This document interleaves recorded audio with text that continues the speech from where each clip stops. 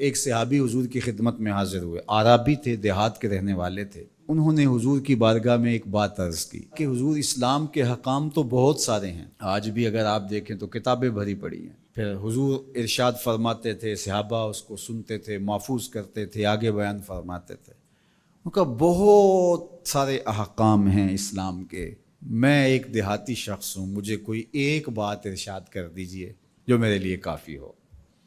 تو آقا کریم نے اس شخص کو ایک بات ارشاد کی، فرمایا کہ ان تموتا و لسانک رطب من ذکر اللہ، تو اس حالت میں فوت ہو کہ تیری زبان اللہ کے ذکر سے تر ہو۔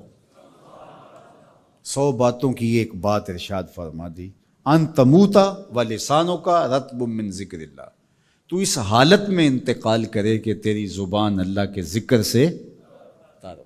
میں اور آپ اپنی زندگی اس طرح سے گزاریں کہ موت اچانک آئے یا طبی موت آئے، جس حالت میں بھی ہمیں موت آئے تو ہماری زبان عادی ہو اللہ کے ذکر کی، ادھر سے سانس ٹوٹ رہی ہو اور ادھر لبوں پر اللہ کا نام جاری ہو۔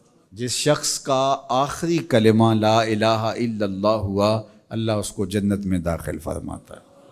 اور کتنے خوش نصیب لوگ ہوتے ہیں کہ مرتے ہوئے جن کے لبوں پر اللہ کا باقاعدہ نام آتا ہے، اللہ کا ذکر ان کے لبوں کا وظیفہ ہوتا ہے۔ اور کچھ لوگ ان کو تلقین بھی کریں تو زبان پہ اللہ کا نام نہیں آ پاتا۔ اور ان میں سے ایک وہ شخص جو شراب کا عادی ہے یا کسی بھی نشہ آور چیز کو لیتا ہے، تو ایسے شخص کو مرتے ہوئے کلمہ نصیب نہیں ہوتا۔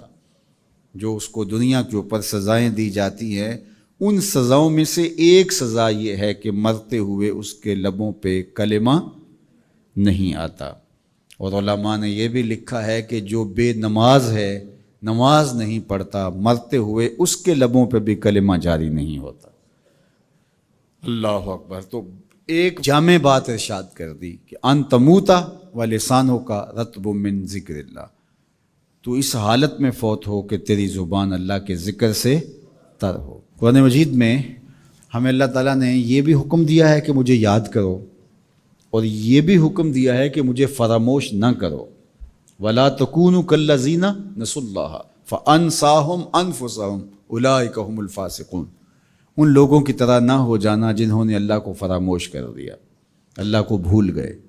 جب کوئی خدا کو بھول گیا تو خدا پھر اس کو فراموش کر دیتا ہے، اور اس کی سزا کیا ہے کہ وہ خود فراموشی کا شکار ہو جاتا ہے، وہ اپنے آپ سے بھی آگاہ نہیں رہتا۔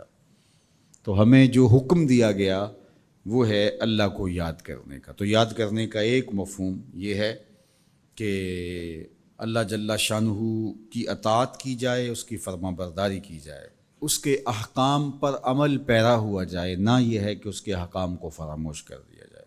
یقول اللہ تبارک و تعالی، اللہ جل شانہ خود ارشاد فرماتا ہے، یہ حدیث قدسی ہے، فیما یروی عن ربہ، جو حضور اپنے رب سے روایت کرتے ہیں۔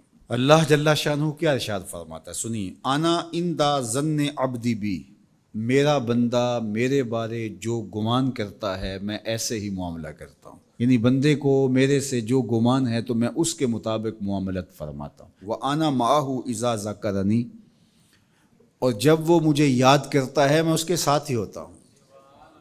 جب میرا بندہ مجھے یاد کرتا ہے تو میں اس کے ساتھ ہوتا ہوں۔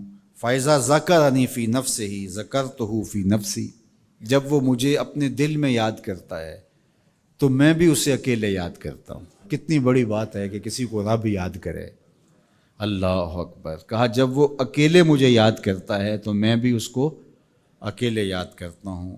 وَإِن ذَكَرَنِي فِي مَلَئٍ ذَكَرْتُهُ فِي مَلَئٍ خَيْرٍ مِّنْهُمْ، اگر وہ مجھے مجمع میں یاد کرتا ہے، لوگوں کے ہجوم میں یاد کرتا ہے، تو میں بھی اسے مجمع میں یاد کرتا ہوں جو اس مجمع سے بہتر ہے، اس اجتماع سے بہتر ہے۔ یہاں نیک بد گناہ گار سارے طرح کے لوگ ہیں، لیکن میں فرشتوں کے اجتماع میں یاد کرتا ہوں۔ اللہ اکبر۔ کیا منظر ہوتا ہوگا کہ جب اللہ فرشتوں میں کسی بندے کو یاد فرما رہا ہو، اللہ اکبر۔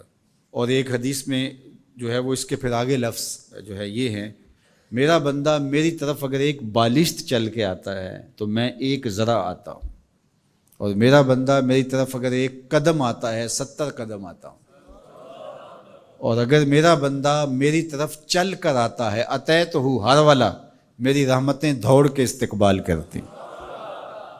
اللہ اکبر. تو کتنی کرم نوازی ہوتی ہے جو اس کو یاد کرتا ہے. تو یاد کا چراغ کبھی بھی بجھنا نہیں چاہیے.